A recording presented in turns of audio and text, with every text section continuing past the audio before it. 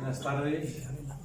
En el marco de estas 29ª jornadas blascaverianas, en recuerdo y homenaje de la figura del insigne físico nacido en Lanzarote, Blas Cabrera Felipe, tenemos la fortuna en estos días de celebración de estas jornadas en su homenaje de rendirle tributo mediante el ingreso en la Academia de un conjunto de nuevos preclaros miembros para la Academia.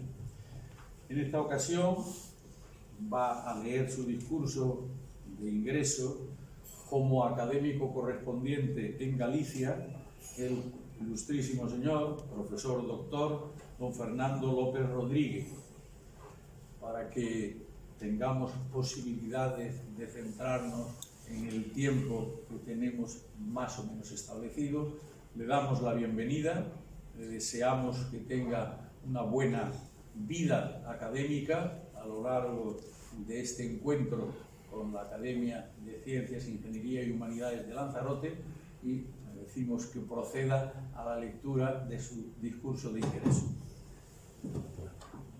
Excelentísimo señor presidente, señoras y señores académicos, señoras y señores. En este acto, el honor es alabanza y consideración que se ganan las personas como ustedes por sus virtudes y buenos hechos, y representan para mí una ilusión, satisfacción y motivo de perenne correspondencia rigurosa y significativa, porque mis méritos, si es que los tengo, han sido valorados desde la más amplia generosidad por su parte. Es un privilegio que me brindan al acogerme como académico correspondiente y, conociendo mis limitaciones, siento en este momento una responsabilidad no exenta de dificultades que me obliga a expresarles mi sentir interno de servicio, admiración hacia este colectivo de ilustrísimos académicos. Mi gratitud al excelentísimo señor don Francisco González de Posada por la dignidad que supone ser complacido con el impulso de mi candidatura y sus valiosos consejos. Muchas gracias. Velaré por ser merecedor de su confianza. Mi reconocimiento a la excelentísima señora doña María Teresa Fernández Talaya, quien como honorable mentora me brindó su magisterio y lecciones de buen hacer.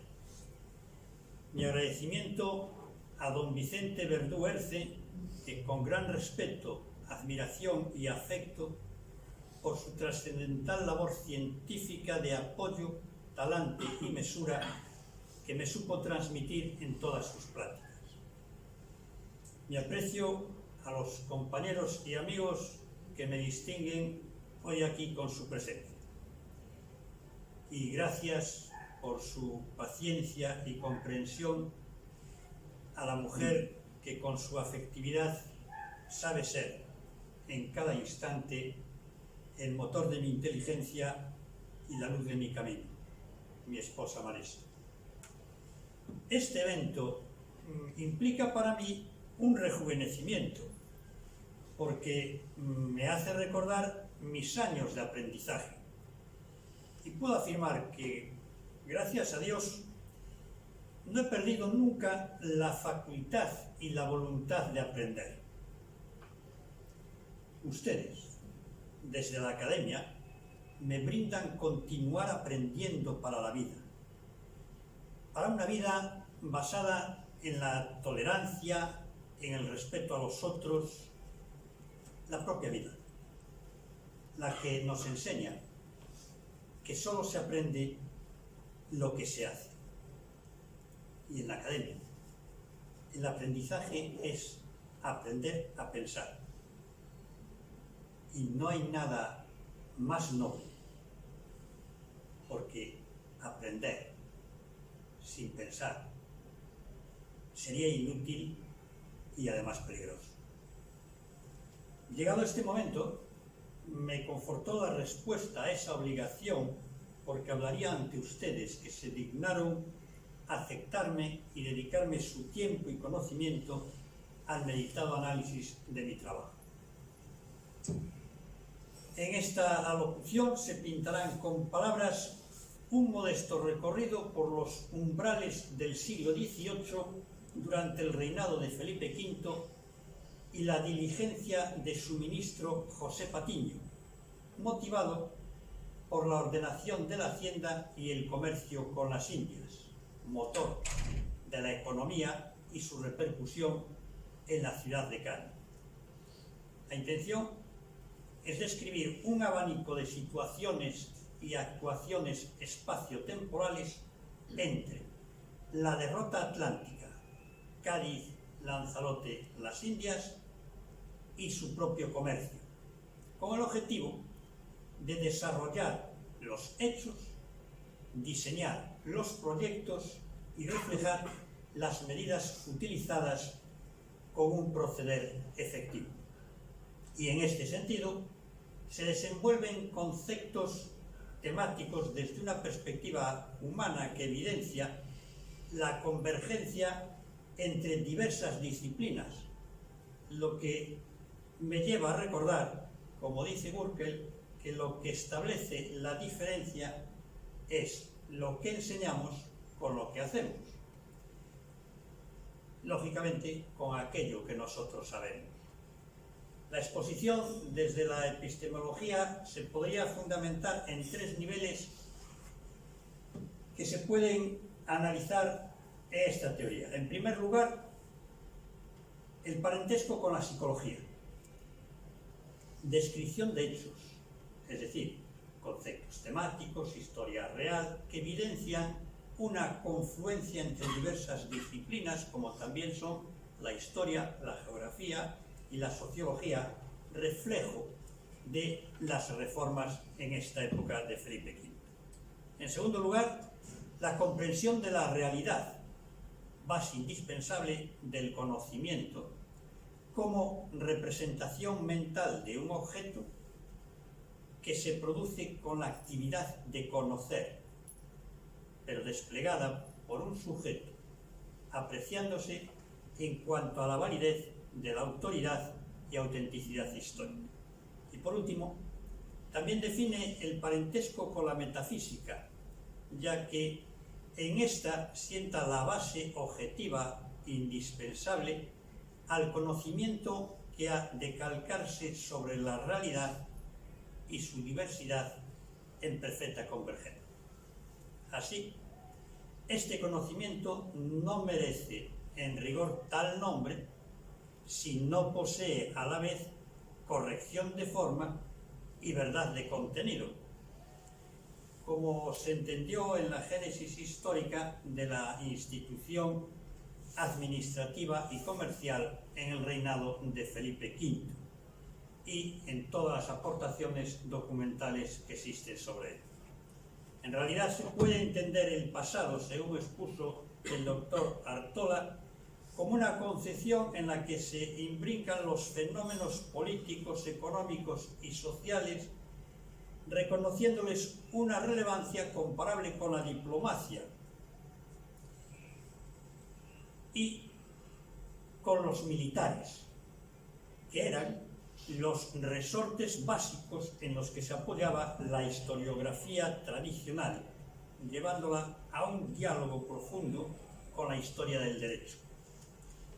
Las reformas realizadas en el reinado de Felipe V incrementaron las relaciones de dependencia entre la metrópoli y las colonias, al asumir estas el carácter de mercados complementarios de los peninsulares.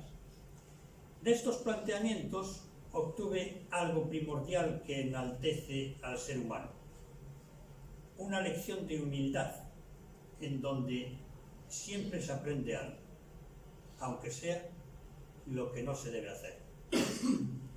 El contenido de esta locución emergió del pasado con un presente expectante para un mañana ilimitado, porque su naturaleza no lo hizo con el transcurso de los siglos algo envejecido y grotesco, sino una luz de un tiempo que rehizo la historia con un futuro indefinible. Aunque conceptualmente se pudieron o podrán percibir de modo diferente, pero sin alejarse ni desaparecer de la atención del observador atento, independientemente de cuál sea su criterio de análisis. Será preciso para esto cumplir con lo que todo discurso desde los clásicos griegos y latinos implica esencialmente. En primer lugar, una inventio, exploración del tema, una dispositio, su jerarquización argumental, la elocutio como exposición temática, pero esta elocutio exige un exordio de introducción, una narratio de exposición y una argumentatio o probación o refutación y la peroratio o conclusión. Se trata, por consiguiente, de realizar una introducción breve sobre la monarquía hispánica y el calado que supuso.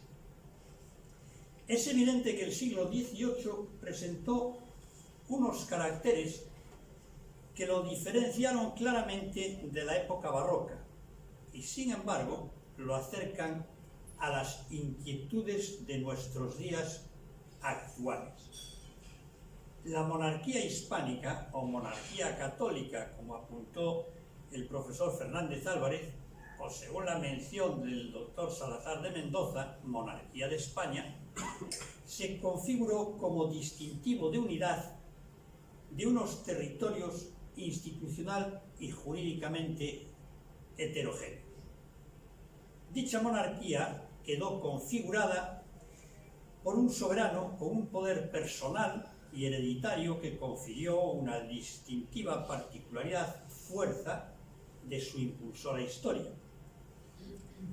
La monarquía reformadora, como igualmente la calificó Vicente Palacio Atá en su prólogo al tomo 29 de la historia de Menéndez Pidal, plantea como objetivos fundamentales el poder omnímodo del rey y la reconstrucción económica que generase los recursos necesarios para costear los gastos de una política de potencia.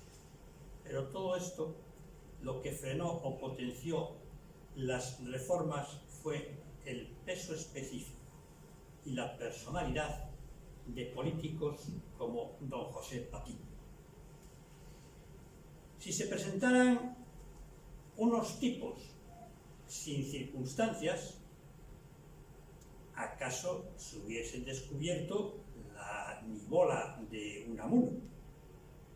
Pero se presentan seres de carne y hueso y no arquetipos de conducta, personas que viven unos días y no otros, con el puño con el que fueron realmente troquelados.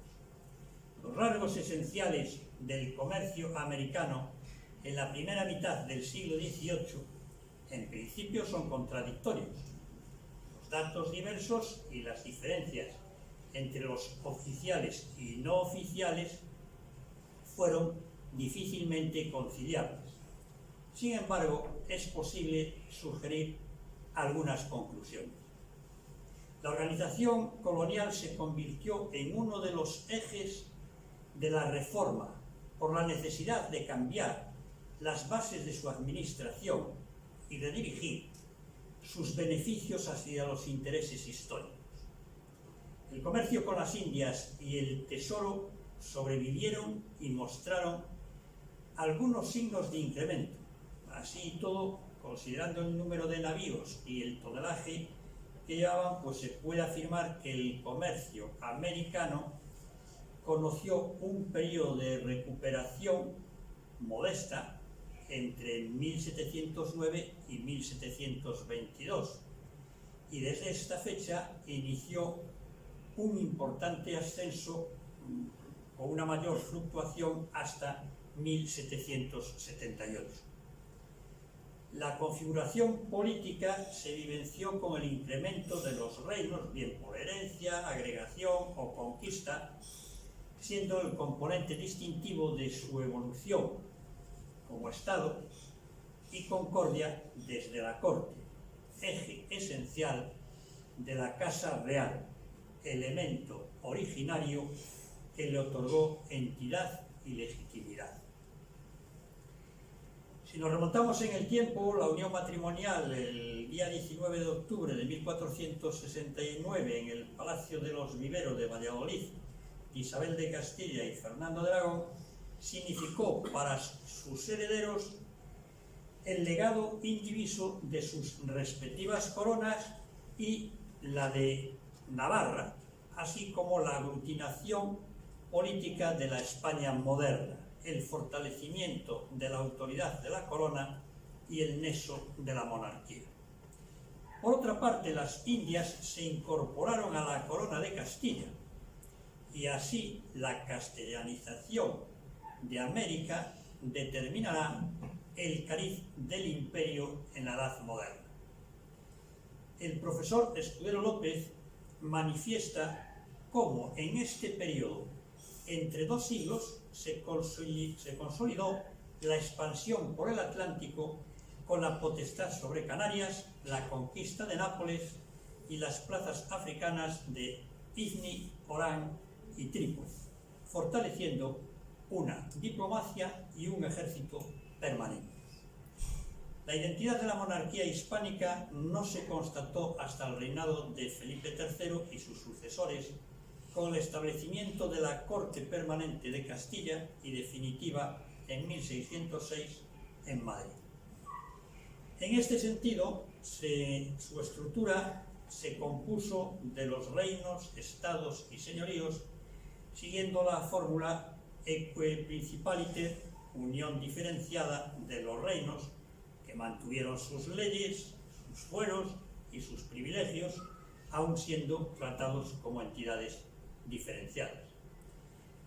En 1616 y en 1620, Pablo Rubens y Jan Wilders, pintores flamencos, plasmaron en este lienzo el acto de devoción de Rodolfo I, que se encuentra en el Museo del Prado, el aspecto primordial de la definición del Estado moderno en la Europa del siglo XVII.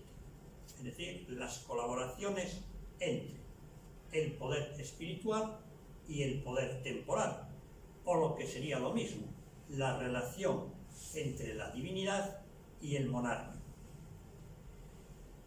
Resulta razonable que la función que debería desempeñar el monarca en el gobierno fuese paralela a la creación de los estados modernos y la conexión con la religión.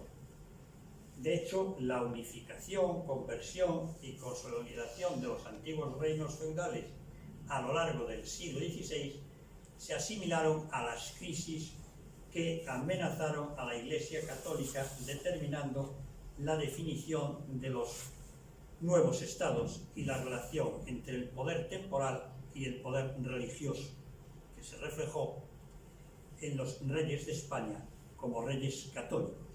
Y la representación pictórica aquí aludida es un hecho más de la repercusión entre los monarcas hispánicos y la divinidad. Vinculado a la nueva situación de la monarquía hispánica en el siglo XVIII, se consideró el hecho de que Luis XIV de Francia dudó en aceptar lo que Carlos II había propuesto en unas cláusulas de su testamento. Y esta duda de Luis XIV no fue por motivos solamente económicos, sino que suponía un alineamiento de Francia y España frente a Austria y sus aliados. Y por esta razón el monarca francés envió una carta a la reina de España y a los señores del gobierno con estas cláusulas que puso de manifiesto Carlos II. Aquí tenemos la imagen del manuscrito de las clauspas en una copia. Veamos la importancia de la relación que tuvo Felipe V en la derrota comercial de Cádiz y Lanzarote. Situamos el eje vertebrador espacio-temporal en el miércoles 24 de noviembre de 1700, cuando se celebró una aclamación popular en la Villa de Madrid por el nombramiento como rey de España a Felipe V, sucesor de Carlos II y nieto de Luis XIV. El nuevo monarca, como una posibilidad dentro del sistema político y administrativo hispánico o por la necesidad de afirmar su autoridad en las instituciones, superpuso lo que en derecho sería la vía reservada y consciente de que las Indias eran su fuerza y su recurso económico, potenció así la estrategia política y naval, lo que demandó el impulso y la promoción de la bahía gaditana con la remodelación de sus instituciones como faro del comercio con las Indias en la derrota atlántica hacia América. Asimismo, se procuró un reducido grupo de asesores para resolver los problemas que acuciaron a la monarquía, sabiendo que los órganos tradicionales no los resolvían. Y esta meditada decisión fue el origen y el triunfo de las secretarías de Estado y del despacho en el nuevo sistema de gobierno sobre los consejos que existían. Con todo ello, fortaleció el poder del rey frente a otros poderes políticos y, en todo caso, fue una forma de expedición de los asuntos que reservó para sí, articulando la acción del gobierno y la resolución de los problemas de ultramar en menoscabo de los consejos que perdieron su competencia de gobierno en guerra, comercio y navegación. Los efectos del reformismo borbónico de Felipe V se tradujeron en una fase de relativa paz en el extranjero y de desarrollo económico paralelamente a los procesos de modernización que tuvieron lugar en otros estados de nuestro entorno, poniendo en marcha un avance en los ámbitos agrícolas, comercial, industrial y de las comunicaciones para estimular la formación de un mercado nacional que se carecía en esos momentos. Hemos enunciado ya un personaje, unos acontecimientos fundamentales en la derrota atlántica, y será imprescindible observar unas pinceladas de los rasgos de José Patiño, guardando las distancias por mi parte ante los eruditos estudios e investigaciones como se advierten en los escritos del doctor González de Posada, el doctor Escudero López, el doctor Fernández Pérez Turégano, el doctor Pulido Bueno, la doctora Crespo Solana, entre otros, que no quiero extenderme en su enumeración. Y sí, hacerles partícipes de la significación que tiene José Patiño en toda esta intervención y en mis investigaciones anteriores y posteriores. Permítame que realice un escueto comentario sobre un inédito manuscrito que el ilustre madrileño don Dionisio de Alcedo y Herrera dedicó a don José Patiño sobre el descaecimiento del virreinato del Perú y su influencia en la economía de la metrópoli como consecuencia del contrabando, el comercio ilícito y su tráfico marítimo. Es para mí una satisfacción personal hacerles partícipes a ustedes de algunas imágenes de este manuscrito de mi propiedad.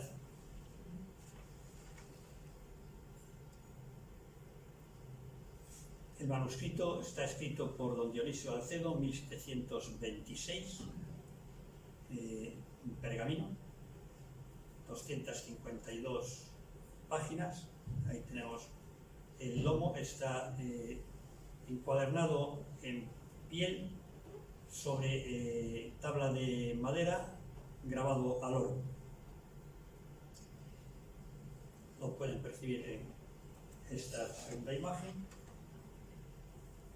Esta es la primera página, resumen político, histórico y geográfico del Virreinato del Perú, dedicado al señor don José Patiño. La primera página sobre lisonjas agradables de príncipes, la firma de don Dionisio de Herrera y algo de lo que hoy comentaba con el académico doctor Albino sobre que tanto decimos lo de la marca de agua en informática, parece que es ya lo último que existe. Ya había marca de agua en 1726.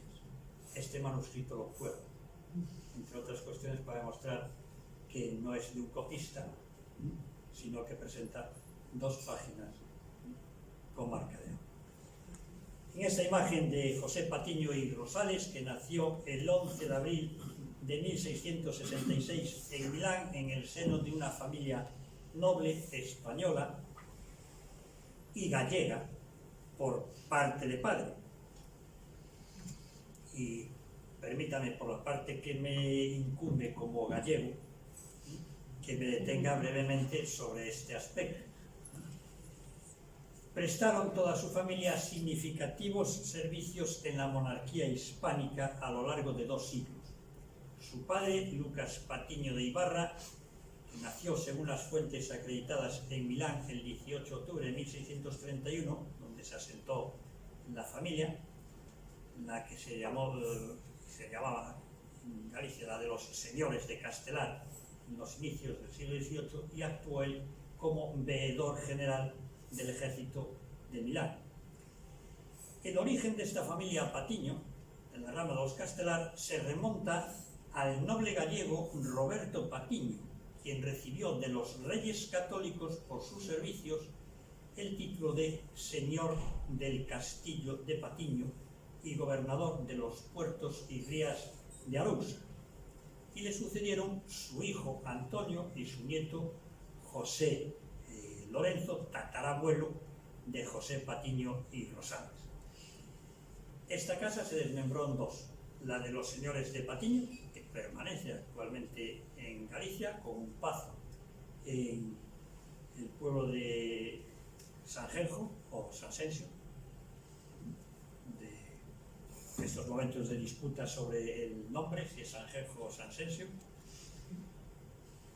Según la Real Academia es Sanjenjo, pero Genjo Ginés, porque es la parroquia de San Ginés de Padrillán, Ginés en gallego es Xenxo, entonces el pueblo es Sanxenxo. No hay más discusión. Lo de la Real Academia Española es correcto totalmente. La parroquia es San Ginés de Padrillán, Ginés es Xenxo, Sanxenxo.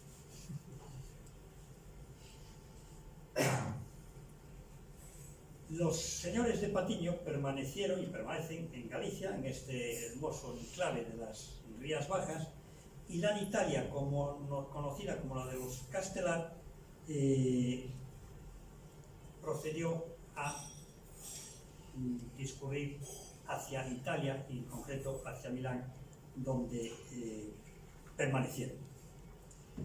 Estas virtudes en el seno de la familia Patiño se reflejaron en la recompensa económica concedida ya por Felipe III en 1605 a Luis Patiño, sargento mayor de Alejandría de la Palla, a propuesta del Consejo de Estado, por sus numerosos servicios militares, e igualmente las encomiendas demandadas a su abuelo, José, a Diego Antonio de Patiño, contador general del Estado de Milán, y así hasta llegar a quien nos ocupa, en este caso, que es José Patiño. José Patiño recibió una educación humanística y religiosa por parte de la Compañía de Jesús en su estancia en Milán, hasta ingresar en el noviciado de la Compañía, con la intención de seguir la carrera eclesiástica. Pero por consideración de sus superiores, él continuó la formación posterior en la Curia Generalicia de la Orden en Roma y allí permaneció durante 5 años. Las causas por las cuales abandonó la carrera religiosa, sin llegar a ordenarse, son múltiples. Desde que salió una noche por Roma y le gustó, desde que vio cuáles eran los acontecimientos políticos importantes que estaban llegando a su familia y quiso seguir la tradición, o la trayectoria que su hermano Baltasar y su predisposición hacia los asuntos políticos y administrativos públicos pues lo llevaron a formularse el abandono del noviciado y su regreso a la casa paterna, donde allí continuó su formación en Derecho Civil y por empatía con el marqués de Leganés pues, obtuvo el empleo de capitán de justicia del marquesado de Finale. Debido a todos los servicios prestados a la monarquía, él se hizo acreedor de múltiples honores y las dos máximas distinciones que se podían recibir del rey las obtuvo. Una, el 18 de agosto de 1732, el Toisón de Oro, y el título de Grande de España el 15 de octubre de 1736, cuando contaba 66 años. Su estado de salud era ya muy deteriorado y es conocida la frase en donde ya en el lecho de muerte dijo: «Oh, mi rey me da sombrero cuando ya no tengo cabeza». Y el 3 de noviembre de 1736 falleció en el Real Sitio de San Ildefonso. Pero he aquí la paradoja, que con todos los honores que tuvo, con todas las actuaciones que realizó, sobre todo la marina y el comercio de ultramar, el impulso que le dio, dada su austeridad, murió con una gran precariedad económica, teniéndose que hacer cargo de todos los gastos del sepelio y funeral el rey Felipe V, a cargo del Real Erario. Y así se publicó en la Gaceta de Madrid del 6 de noviembre de 1736.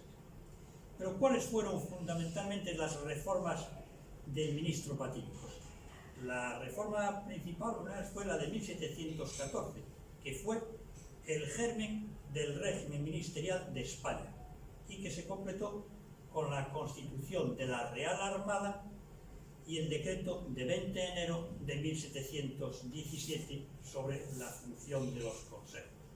Pero tuvo mayor influencia el decreto de 2 de abril de 1717, como así aparece recogido en el tomo 3 del capítulo 6, apartado 5 de la novísima recopilación, referido a la reducción del sistema a 3 ministerios: Estado, Guerra y Marina, Justicia y Gobierno Político y Hacienda. Pero la reforma más importante estuvo monopolizada durante la década de 1726 a 1736. Y así el rey, en el mismo texto del nombramiento de Patiño, que se anticipaba a su Real Orden del 12 de mayo, lo encomendaba velar por el comercio, combatir la corrupción y todo lo que supusiese un menoscabo de los intereses de la corona, ratificando en ese decreto el traslado, hecho fundamental en la historia de España, de la Casa de Contratación de Sevilla a Cádiz, y agregándole a esta el consulado.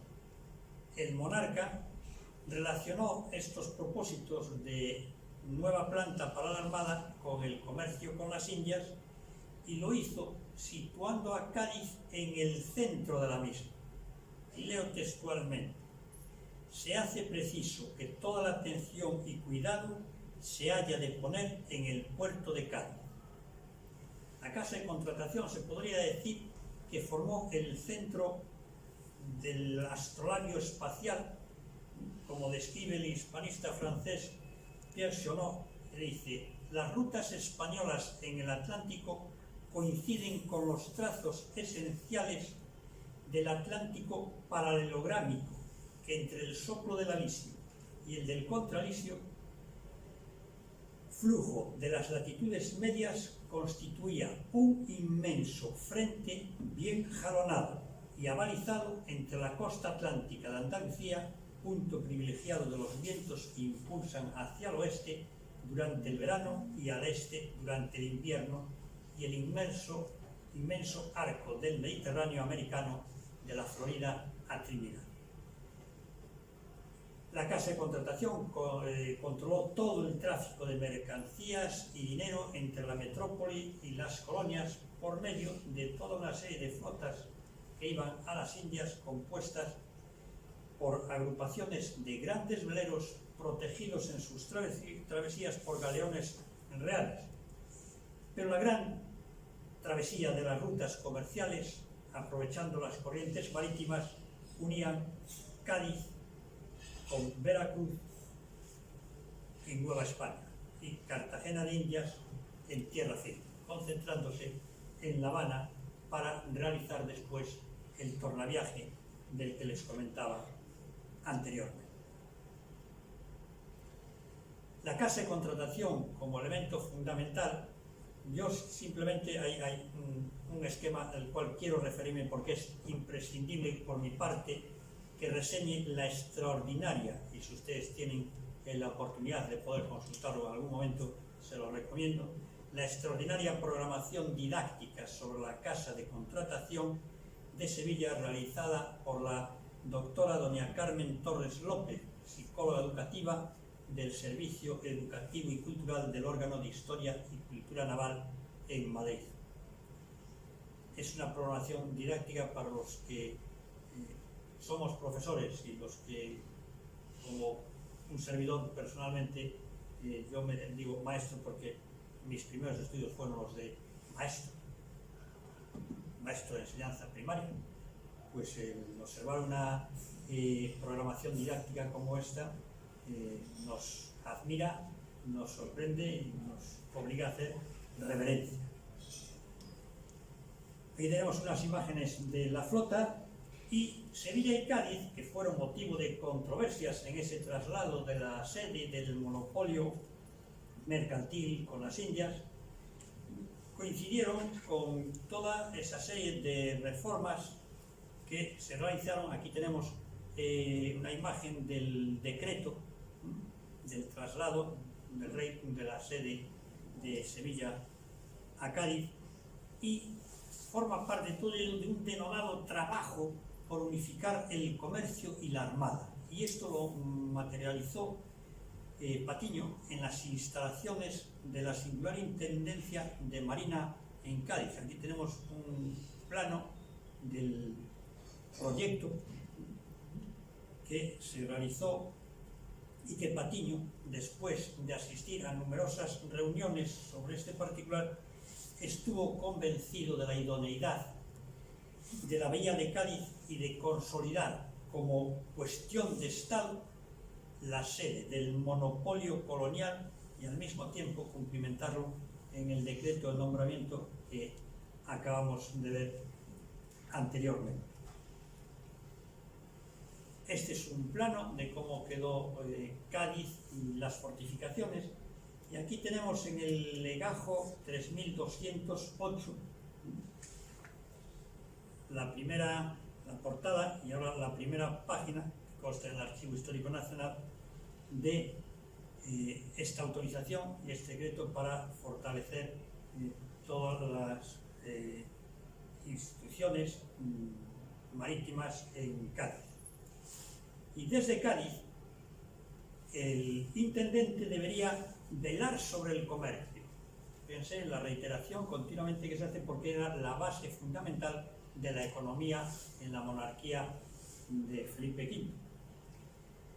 Y sumando dos tareas fundamentales. Una era proponer al rey medidas para su aumento y desterrar los abusos existentes o por venir que afectasen a los intereses de la corona.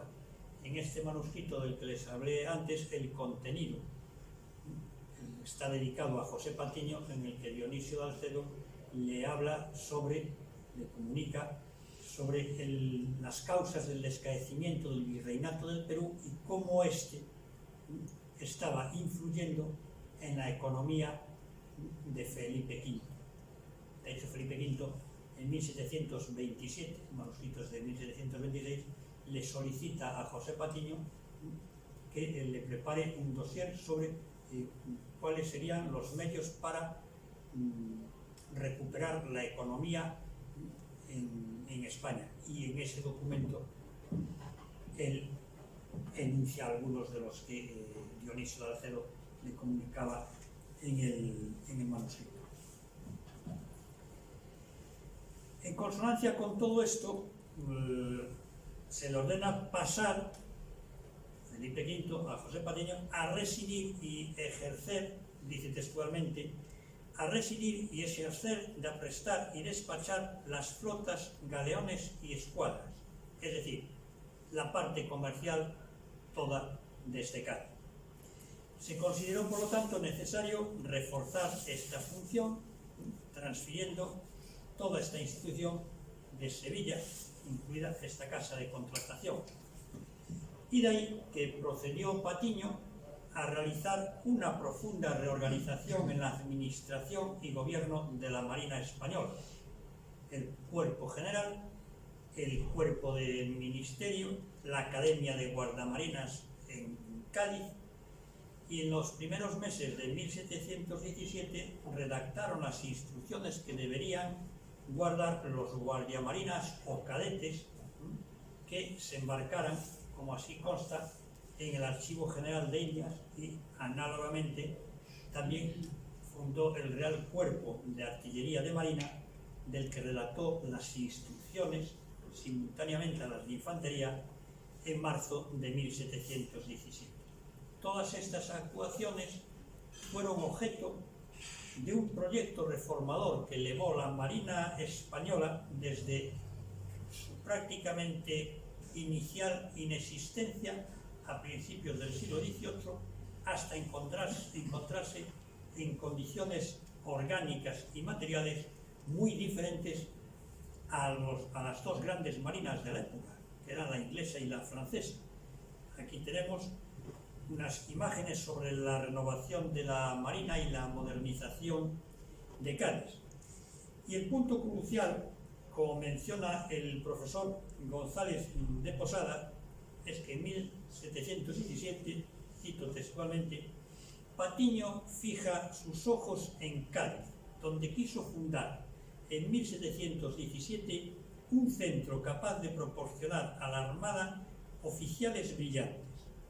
La instrucción del ministro de 8 de mayo de 1717 le otorgaba la finalidad de crear las condiciones necesarias para que la nobleza ociosa se instruyera en las ciencias de la navegación y la construcción naval. Como ya se observó, se inició la conversión total de la bahía de Cádiz en un importante centro de construcción naval de la Marina, y para ello se dictaron una serie de reglamentos. El proyecto de restauración de la Marina no se limitó únicamente a estos logros, sino también, como muy bien conocía, a la atención de las carencias que tenía la Armada. Y así, el 1 de enero de 1725, se publicaron las conocidas ordenanzas de Patiño, que fueron la expresión de su intelectualidad y su practicidad como referente normativo. Como consecuencia de todas estas reformas realizadas, fue notorio el influjo y la importancia en Cádiz, la participación de comerciantes extranjeros, como quedó así reflejado en la descripción realizada por Etienne François Lancret, que dice: Londres y Cádiz son los países donde el comercio tiene más actividad y extensión. Y de forma similar, el dominico Jean-Baptiste Lavac, que exploró a las Américas, realizando estudios de botánica y de ingeniería, dejó escrito y mencionó a Cádiz como la ciudad a la que los comerciantes franceses, ingleses y holandeses enviaban sus mercancías para transportarlas a América, es decir, el centro de la derrota del comercio con las Indias. Esta representación mercantil transformó a Cádiz en una ciudad cosmopolita con influencias en toda la vida social y cultural, con sus 3 teatros, más de 30 cafés, eran lugares de reunión y de tertulias literarias. Estaba influido en gran parte por la presencia de italianos, su atracción por la arquitectura y la ópera, y así como también la difusión literaria e ilustrada de los franceses. No existió en realidad una gran variación con el sistema de transporte, porque todos los navíos zarpaban hacia América y tenían que unirse a una flota escoltada. Se puede decir que no eran los únicos barcos que realizaban la derrota de Cádiz a América, porque también estaban los correos, que no transportaban mercancía, pero lo que llevaban era información, y después estaban los barcos de Azogue, que transportaban la amalgama de plata hacia las Indias. El otro faro del Atlántico en el comercio con las Indias y también con algunos países europeos residió en el archipiélago canario, con 2 características diferenciadoras: ser puerto de escala en el viaje de ida y en el tornaviaje, y desde el 10 de diciembre de 1508 contar con la cédula de libre comercio, que eximía del pago de los impuestos y la necesidad de pasar por la Casa de Contratación de Sevilla y posteriormente de Cádiz en la derrota de los navíos hacia América. Y esto permitió para la monarquía de Felipe V contar con la fidelidad canaria. El comercio canario se estableció prácticamente desde el descubrimiento, y los holandeses, en concreto en Lanzarote, utilizaron como puerto de escala para sus actividades importadoras, exportadoras, contrabandistas y en algún momento corsarias, inclusive con los propios españoles. Procuraban cumplir sus objetivos al introducir sus mercancías y a la vez obtener productos canarios y americanos con todos los medios que tenían a su alcance. Pero en Lanzarote, durante el primer tercio del siglo XVIII, no difirió para nada significativamente el régimen comercial con respecto a las otras islas, a Gran Canaria, Tenerife, fundamentalmente, ya que formó parte de ese comercio libre, concedido después también en 1718, con todas las posibilidades de exenciones en las importaciones y exportaciones con las colonias americanas.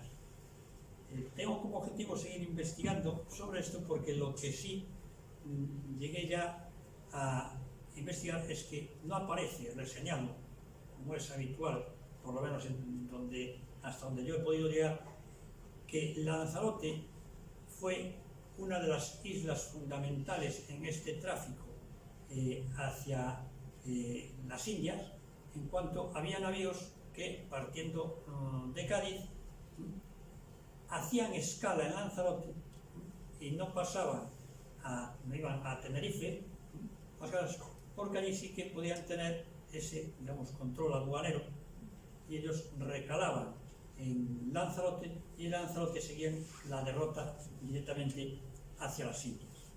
Aquí en Lanzarote tuvieron una actividad fundamental en el intercambio comercial, como este puerto de escala que les estoy refiriendo, y exportaron productos agrícolas, vino, aceite, textiles, metales y productos manufacturados. En cuanto a la obtención de datos que yo pude obtener sobre el particular, la verdad es que fueron escasos, pero los que les refiero. Pero sí se tiene constancia también de que numerosas familias, como las de los Betancourt, los Pierres, Luis de León, Lope de Móxica, junto con otros lanzaroteños, emigraron en las primeras décadas de 1729 y 1731 a Montevideo, Cuba y Texas, en donde se crearon, digamos, auténticas residencias, colonias de españoles, fundamentalmente lanzaroteños. Ese descrecimiento del virreinato del Perú fue el inicio del resquebrajamiento del monopolio colonial, como les decía hace unos instantes, describía en este manuscrito Dionisio de Alcedo.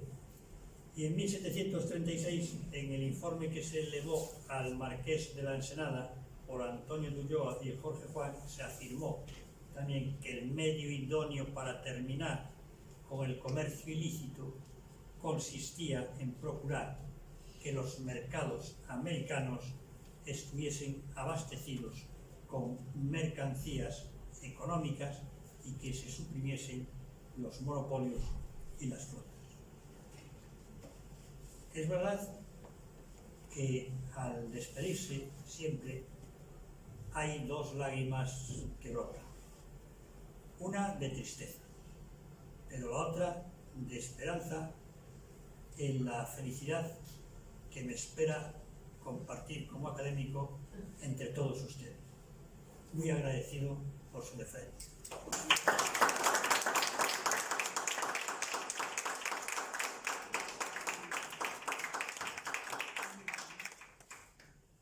Muy bien, solo un brevísimo comentario. Ha lanzado numerosos piropos a mi Cádiz. En consecuencia, aunque no haga yo de patriota local, pues sí debo decir que las grandes personalidades españolas que hicieron Cádiz y que en gran medida se hicieron en Cádiz, como Patiño, al que se ha referido, y Jorge Juan, al que ha citado finalmente, todavía no tienen monumento en Cádiz. Y digo todavía en una ciudad en la que lógicamente disponemos del mayor, del gran monumento, que es el monumento a las Cortes de Cádiz, que se inauguró en 1912, 100 años después de ese momento colosal de la historia de España, que fue el 1812, cuando las Cortes de Cádiz, ¿no?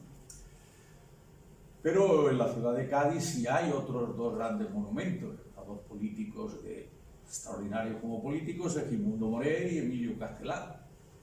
Pero ¿no? Hay uno que está aquí presente que ha metido ya un poco de caña para que Patiño y Jorge Juan pues tengan en Cádiz monumentos 1 centímetro más alto nada más que la de los libertadores de nuestra América, José de San Martín y Bolívar.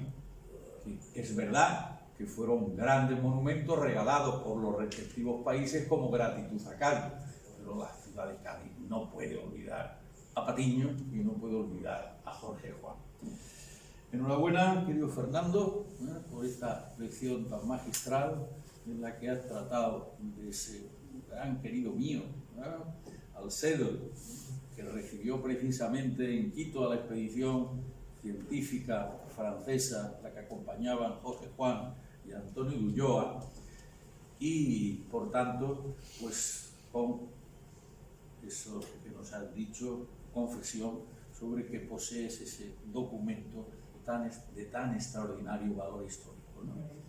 Bueno, le damos la bienvenida al doctor López Rodríguez a nuestra Academia de Lanzarote y procedemos a la liturgia académica ordinaria.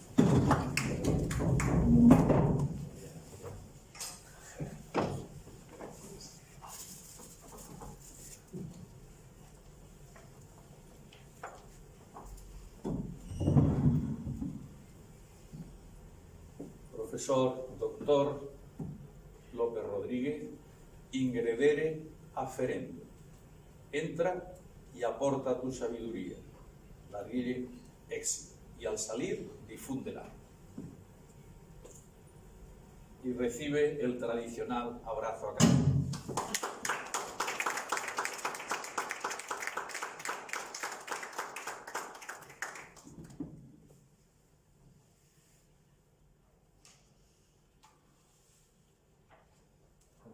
El profesor Abelardo Betancourt va a leer el diploma que se le concede. La Academia de Ciencias, Ingeniería y Humanidades de Lanzarote, en reconocimiento de los méritos científicos, docentes y culturales que concurren en el doctor don Fernando López Rodríguez, e integra entre sus miembros con la comisión de académicos correspondiente.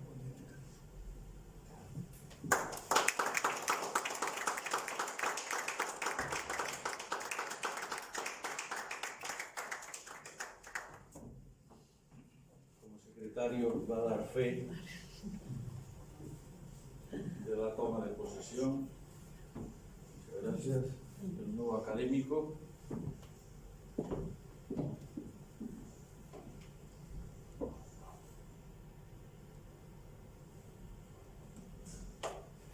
Doy el visto bueno.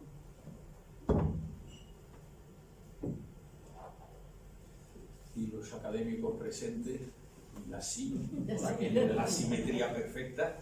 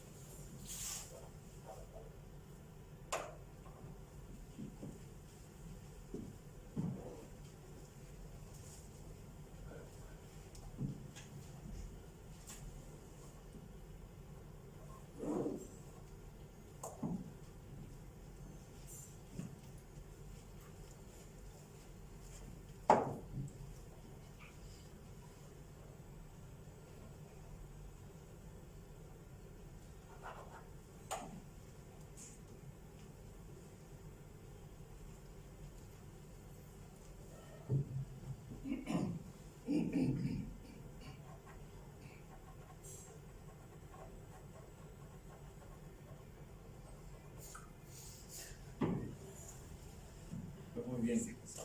Le damos la bienvenida, lo invitamos a la tarea en la que queda comprometido, que es trabajar en IPOT, la Academia de Ciencias, Ingeniería y Humanidades de Lanzarote, y esperamos ya que vaya preparando su primera conferencia telemática, como esperamos también del doctor Almenara. Enhorabuena.